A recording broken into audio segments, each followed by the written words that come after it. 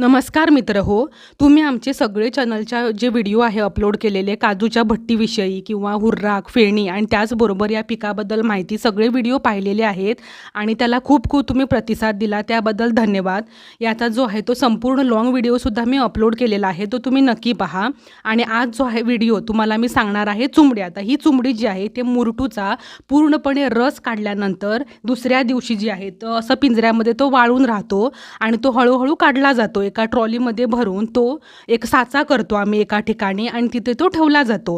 नंतर 1-2 पाऊस पडल्यानंतर ते एकत्रित करायचं आणि सगळ्या झाडाच्या मुळात म्हणजे एकदम जवळ नाही तर बाजूला असं घालायचं, ज्याच्यामुळे त्याला हीट जे आहे ते जास्त निर्माण होऊ नये. पण याचा जो मुख्य उद्देश आहे तो खत किंवा सारे हेच आहे. त्याचबरोबर डास पावसाळ्यात झाल्यानंतर याची धुरी करण्यासाठी किंवा गोठ्यासुद्धा मसरांसाठी याचा वापर होतो. व्हिडिओ कसा वाटला